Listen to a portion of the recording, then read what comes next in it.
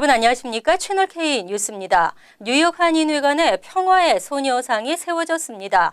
지난 금요일 열린 제막식에는 지역 정치인과 주류 언론까지 참석해 큰 관심을 끌었는데요. 한인회관에 설치된 소녀상은 이동할 수 있게 만들어져 순회 전시도 가능합니다. 보도에 지한샘 기자입니다. 뉴욕 한인회관에 설치된 평화의 소녀상이 마침내 모습을 드러냈습니다. 1, 2, 3. 천천히. 박수 부탁드립니다. 뉴욕 한인회는 지난 금요일 평화의 소녀상 제막식을 열고 한인 이민 역사 박물관에 세워지는 소녀상을 공개하는 시간을 가졌습니다. 미 동북부 최초 소녀상이라는 역사적인 순간을 기념하기 위해 캐롤린 말로니 연방 하원의원, 일레인 필립스 뉴욕주 상원의원, 에드워드 브라운스타인 뉴욕주 하원의원 등 지역 정치인과 한인 단체장, 한인들이 자리를 함께했습니다. 뉴욕 한인회관에 설치된 평화의 소녀상은 일제강점기에 강제징용돼 아물지 않는 고통을 겪은 위안부 할머니들을 기리기 위해 제작된 동상입니다. 다음 후대의 교훈으로 역사를 남겨서 이 세상에 다시는 우리가 겪은 이 비극을 그 어느 곳에서도 되풀이되지 않도록 저희들이 이러한 평화의 메시지를 울림시켜 나가려고 합니다. 한인회관에 설치된 평화의 소녀상은 광화문 일본 대사관 앞에 설치된 것과 동일한 동상으로 조각가 김석영, 김운성 부부가 직접 제작했습니다. 특별히 이동이 가능하게 제작돼 앞으로 순회 전시도 계획하고 있습니다. 이게 어떤 분이든지 이 자리에 앉아서 함께 생각해보는 자리, 함께 같이 소녀상과 같은 곳을 바라보면서 이 소녀가 왜 이 자리에 앉아 있었을까? 왜 20년, 지금까지 27년간 수요 집회가 이루어지고 있을까라는 생각을 해보는 자리입니다. 멜로니 위원과 미 정치인들은 위안부 할머니들을 기억할 수 있도록 소녀상이 뉴욕에 설치된 것을 기쁘게 생각한다며 위안부의 실상이 미국 내에서 전파될 수 있도록 노력하겠다고 밝혔습니다. 한인 이민역사 박물관에 설치된 평화의 소녀상은 앞으로 박물관 개장과 함께 한인과 뉴욕 시민들이 자유롭게 찾을 수 있도록 할 예정이며 소녀상 뒤에 설치된 스크린을 통해 위안부의 역사적인 배경과 진실을 알릴 계획입니다. 채널K 뉴스 지한샘입니다. 뉴욕 총영사관과 유엔 대표부에 대한 국정감사가 실시됐습니다. 수년째 지연되고 있는 뉴욕 코리아 센터 신축 사업에 대한 지적이 잇따랐고 다카 피해자 지원 문제도 주문했습니다. 지한샘 기자가 보도합니다. 어제 실시된 뉴욕 총영사관 국정감사에서 뉴욕 코리아 센터 신축 사업이 또다시 도마 위에 올랐습니다. 뉴욕 코리아 센터는 지난 2009년 3월 맨해튼 32가에 부지를 매입했으나 시공사 선정에 차질이 생겨 수년간이나 지연되었습니다. 작년 말 중견 건설업체인 KSK그룹을 시공사로 지정하고 공사에 들어가나 싶었지만 지하를 관통하는 기차 노선 문제가 불거지며 착공이 거듭 지연되고 있습니다. 국회 외교통일위원회 소속 더불어민주당 이인영 위원은 일단 예산부터 확보하고 나중에 늘려가자는 식으로 진행하는 것이 아니냐며 당초 2018년 11월 완공 예정이었던 뉴욕 코리아 센터가 2019년 12월과 2020년 3월로 두 차례에 걸쳐 연기된 점, 초기 예정 예산이 637억 원에서 771억 원까지 늘어난 점을 들어 지적했습니다. 637억에서 669억으로 늘었다가 지금 771억까지 됐어요. 그러니까 예산은 부족하지 않게 확보가 된 겁니까, 이제는? 현재로서는 저희가 그 정도 771억 예산으로 우리가 장담은 못 하시는 거죠? 예, 지금 이제 거의 상당 부분 정리가 됐다고 보입니다. 오승재 뉴욕 한국문화원장은 뉴욕 암트랙의 관련 서류를 모두 제출해 허가를 기다리고 있는 상황이라며 2020년 3월까지는 완공할 수 있을 것이라고 말했습니다. 외교통일위원장인 더불어민주당 심재건 의원은 시공사 입찰 과정에 대한 한인 건설업체의 불만이 큰 것으로 안다며 상황을 충분히 이해할 수 있도록 그들에게 해명해달라고 요구했습니다. 이번 국정감사에서는 FTA 재협상으로 인한 사회 분위기 변동, 다카 문제로 인한 한인사회 지원 문제 등 다양한 사항의 질의응답 시간이 이어졌습니다. 국정감사 후에는 일부 의원들이 뉴욕 한인회를 찾아 이번에 새롭게 설치된 평화의 소녀상에 헌화하고 위안부 피해 할머니들의 넋을 기리는 시간을 가졌습니다. 채널K 뉴스 지한샘입니다. 뉴욕시가 연방정부 예산 삭감 위협에도 굴하지 않자 이번에는 법무부가 직접 나섰습니다. 법무부는 뉴욕시가 불체자 보호도시 정책을 계속 유지한다면 경찰 지원 예산을 중단하겠다고 선언했습니다. 연방법무부는 최근 뉴욕시가 범법 이민자에 대한 신원 정보를 연방 이민당국과 공유하지 않는 것은 연방법에 위배된다며 오는 27일까지 관련 규정을 개정하지 않으면 경찰 지원 예산을 중단하겠다고 통보했습니다. 뉴욕시는 지난해 경찰 지원 예산 에드워드 번 메모리얼 저스티스 어시스턴스 그랜트로 4,300만 달러를 받았습니다. 이번 소환은 뉴욕시에 대한 마지막 경고로 알려졌습니다.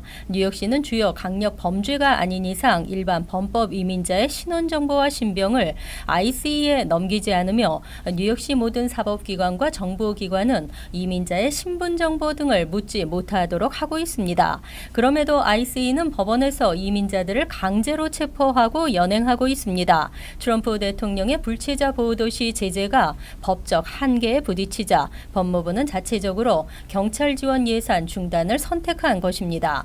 제프 세션스 법무부 장관은 뉴욕시, 시카고와 시카고가 위치한 쿡 카운티, 필라델피아, 뉴올리언스 등의 지방정부에 대해 시민들보다 범법 불체자를 더욱 중요하게 여기고 있다며 강하게 비난했습니다.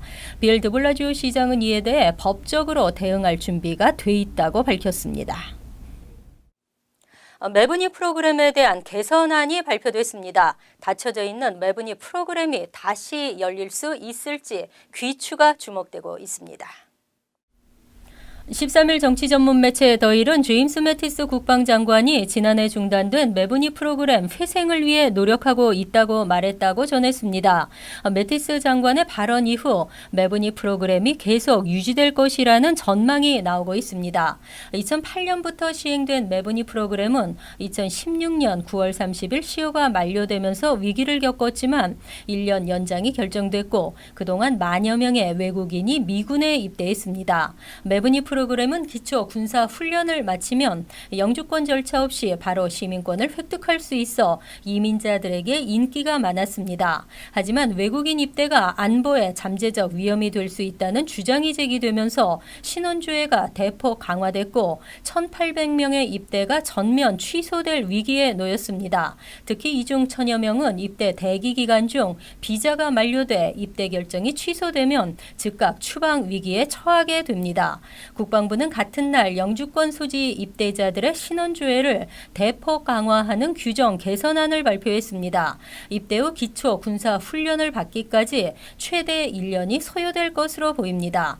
또 시민권에 대한 규정도 변경됐습니다. 자대에 배치돼 최소 180일이 지나야 시민권을 받을 수 있도록 했습니다. 개선안은 13일부터 시행되고 있습니다. 내년도 소셜 시큐리티 은퇴 연금의 인상률이 발표됐습니다. 2%가 올라 1인 27달러, 부부 46달러가 오르고 SSI 경우에는 부부 최대 1,125달러가 됩니다. 최근 연방사회보장국은 내년 사회보장연금이 2% 인상된다고 밝혔습니다. 사회보장국은 매년 연방노동부가 집계한 소비자 물가지수를 기준으로 연금과 생계보조비 SSI의 인상률을 결정하고 있습니다. 이번 2% 인상은 지난 2012년 3.6% 이후 6년 만에 최고폭입니다. 이에 따라 SSA 수혜자 6,100만여 명은 2008년 1월부터 SSI 대상자는 올 12월 29일부터 인상된 금액을 받게 됩니다. 개인 연금 생활자는 1인 평균 월 27달러, 부부 46달러가 오르게 되고 SSI는 최대 지급액이 1인 월 750달러, 부부는 1125달러로 인상됩니다. 정부의 사회복지 경비 지출이 증가하면서 사회보장세를 부과하는 임금의 한도도 지속적으로 올라가고 있습니다. 사회보장세가 부과되는 소득 상한선은 올해 12만 7,200달러에서 내년에는 1.2% 오른 12만 8,700달러로 조정됐습니다. 이에 따라 전체 납세자 1억 7,500만 명 가운데 1,200만 명의 사회보장세 부담이 늘어날 전망입니다. 한편 한국과 미국은 한미 사회보장협정에 따라 연금 가입 기간을 합산해 미국 연금을 받을 수 있으며 미국 연금을 한국에서도 수령할 수 있습니다. 미국의 공립학교에 한국어반을 개설하고 한국어 교사 양성 사업을 하고 있는 미주 한국어재단이 기금 모금 행사를 개최합니다. 재단 측은 더 많은 한국어반 개설을 위해 한인들의 관심을 당부했습니다. 10주년을 맞아 기금 모금 행사를 개최합니다. 한국어재단은 미주 전 지역에서 한국어 교육을 위해 열심히 일하고 있는 분들의 모습을 보여주고자 이 행사를 개최하게 됐다고 설명했습니다. 미주 전 지역 그리고 세계를 향하여 나가는 한국어 반을 위해서 열심히 뛰는 저희 미주 한국어 재단을 밀어주십시오. 꼭 많은 참석 부탁드립니다. 10년 전 한국어 정규 과목 추진위원회로 출발한 미주 한국어재단은 10년 동안 한국어가 미국의 정규 학교에서 정식 과목으로 채택되기 위한 운동을 해왔습니다. 그동안의 성과로 현재 뉴저지 팰리세이드 파크 중고등학교 등 6개 학교에서 이미 한국어 수업이 진행되고 있으며 브루클린 16학군 6개 학교에서 한국어 문화교실이 개설될 예정입니다. 한국어재단 이경호 이사는 갈라에 많은 한인 동포가 참여해야 한국어 세계화에 큰 도움이 된다고 강조했습니다. 이 갈라를 통해서 저희들이 좀 더 구체적으로 또 한국 정부와도 좀 더 힘있게 저희들의 뜻을 펼 수가 있습니다. 많이 협조해 주시기 바랍니다. 감사합니다. 미주 한국어재단 창립 10주년 기념 갈라는 오는 19일 오후 6시 포트리 더블트리 호텔에서 개최됩니다. ID NYC 발급이 지역적 편의를 위해 곳곳에서 진행되고 있습니다. 17일부터 30일까지는 베이사이드 KCS에서 임시 신청센터가 운영됩니다. 17일부터 30일까지 베이사이드에 있는 KCS 커뮤니티 센터에서 뉴욕시 신분증 임시 신청센터가 운영됩니다. 지역 주민들이 보다 쉽고 편리하게 ID NYC를 신청하도록 돕기 위한 것입니다. 17일 KCS의 린다리 사무총장과 뉴욕 시장실 이민서비스국 관계자 그리고 지역 단체장 등은 기자회견을 열고 신청센터 운영 일정 등을 설명할 예정입니다. ID NYC는 14세 이상 뉴욕시 거주자는 신분에 상관없이 누구나 신청할 수 있습니다. 다만 거주지가 불분명한 경우에는 비영리 단체나 종교단체, 병원 등으로부터 증명서를 발급받아야 신청할 수 있습니다. ID NYC 소지자는 뉴욕시 주요 문화시설 33곳에 대해 1년간 무료 회원이 될 수 있고 각종 콘서트와 박물관 티켓이 할인되며 뉴욕시 83개 관광명소 패스 구입 시에도 25%의 할인 혜택이 주어집니다. 한편 ID NYC는 지난 2014년 빌 드 블라지오 시장의 취임과 함께 본격적으로 추진돼 뉴욕 시민 10명 중 1명은 ID NYC를 발급받은 것으로 추산됐습니다. 한인도 9천여 명에 이르는 것으로 알려졌습니다. 마리오 쿠오모 브릿지가 일부는 개통됐고 나머지는 내년 가을 완공을 앞두고 있습니다. 본격적인 융자 상환 시기에 맞춰 내년부터 통행료 인상이 불가피한 것으로 나타났습니다. 정부 예산감시 시민단체인 시민예산위원회가 12일 공개한 보고서에 따르면 쿠오모 브릿지 신축 프로젝트는 총 40억 달러의 예산으로 진행되고 있습니다.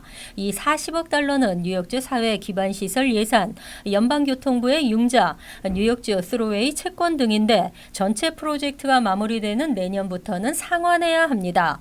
보고서는 본격적인 융자 상환 시기에 맞춰 10.7달러로 통행료 인상이 불가피하다고 적고 있습니다. 현행 왕복 5달러인 통행료를 배 이상 인상해야 한다는 분석입니다. 또 쿠오모 브릿지의 통행료가 10.7달러로 인상돼도 다른 교량과 터널에 비해서는 낮은 수준이라며 새로 지어진 쿠오모 브릿지의 가치는 10.7달러보다 더 높다고 평가했습니다. 보고서는 지출과 예비비를 빼고 현재 5억 3천만 달러가 남아있는 상태여서 예산을 모두 사용하지 않고도 프로젝트가 완공될 가능성도 있다고 밝혔습니다. 그럼에도 통행료 인상은 완공과 동시에 이루어져야 융자 상환에 문제가 없을 것이라고 분석했습니다.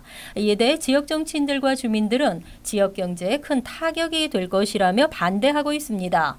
앤드류 쿠오모 주지사도 2020년까지 통행료를 동결하겠다고 밝힌 바 있습니다. 이어서 LA 지역 한인사회 소식입니다. 최문순 강원도지사를 비롯한 평창 올림픽 홍보단이 LA에서 2018 평창 동계 올림픽을 알리는 본격적인 홍보에 나섰습니다. LA시 의회는 오늘 LA시청에서 2018 평창올림픽 홍보단의 LA 방문을 기념하고 두 도시 간 협력관계 증진을 위한 감사패를 최문순 지사에게 수여하고 평창 동계올림픽의 성공적인 개막을 기원했습니다. 이에 대해 최문순 지사는 올림픽 개막이 100여일 남은 가운데 뉴욕과 LA에 이어 전 세계적으로 평창 동계올림픽을 알리는 홍보 활동에 더욱 박차를 가할 계획이라고 전했습니다. 이제 우리 올림픽이 얼마 남지 않아서 우리 한인들이 많이 살고 있는 이 지역, 그리고 또 미국 분들이 동계올림픽을 굉장히 좋아합니다. 그래서 올림픽 초청을 하기 위해서 왔습니다. 그래서 공식 초청을 오늘 하고 또 이어서 열리는 한인 축제에도 가서 열심히 홍보 활동해서 남은 기간 동안 이 미국 서부 지역에서 이제 올림픽 바람이 일어날 수 있도록 할 생각입니다. 한편 최문순 지사는 올해 LA 한인 축제 퍼레이드에 그랜드 마샬로 참석하고 미체육계 관계자들과 간담회를 갖는 등 평창 동계올림픽 홍보 활동을 이어간 후 오는 15일에 귀국할 예정입니다. 캘리포니아주의 A형 간염 사태가 확산되면서 주 당국이 비상사태를 선언하고 대책 마련에 나섰습니다. 주류 언론에 따르면 제리 브라운 캘리포니아 주지사는 오늘 샌디에고, 산타크루즈, LA 카운티 등 캘리포니아주 지역에 A형 간염 사태가 확산됨에 따라 주 비상사태를 선언하고 간염 확산 예방에 총력을 다할 것이라고 밝혔습니다. 이와 관련해 캘리포니아 공중보건국은 가장 효과적인 예방법은 백신 접종인 만큼 더 많은 양의 백신을 확보할 계획이라고 전했습니다. 한편 캘리포니아주에서 현재까지 A형 간염에 감염된 환자는 570여 명으로 이 가운데 최소 18명이 숨진 것으로 알려졌습니다. 간추린 소식입니다.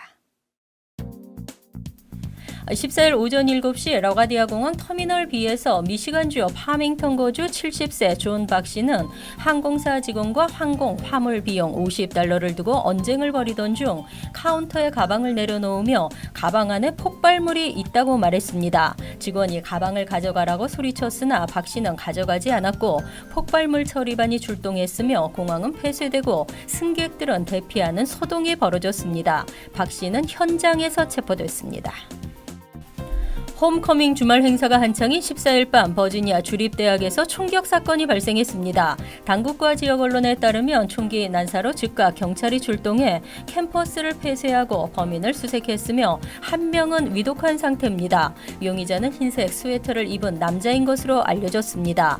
앞서 텍사스 공과대학에서도 지난 9일 총격 사건이 발생해 경찰 한 명이 숨졌습니다.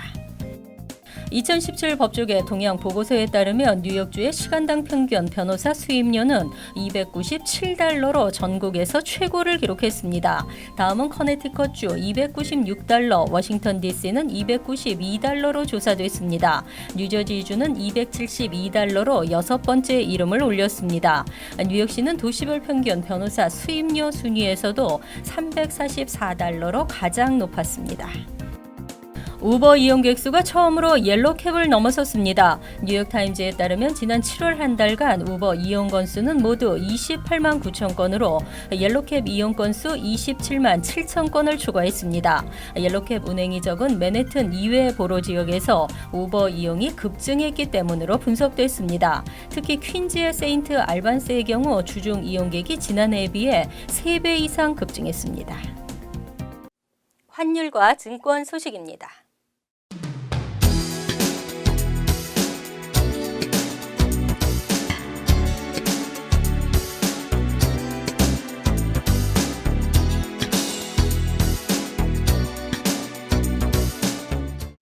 이어서 날씨입니다.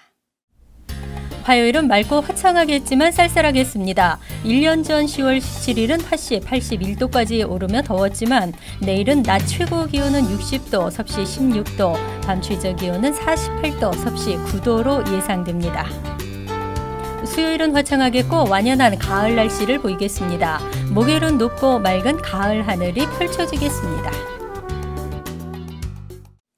이상으로 채널K 뉴스를 마칩니다. 채널K와 함께 편안한 하루 되시기 바랍니다.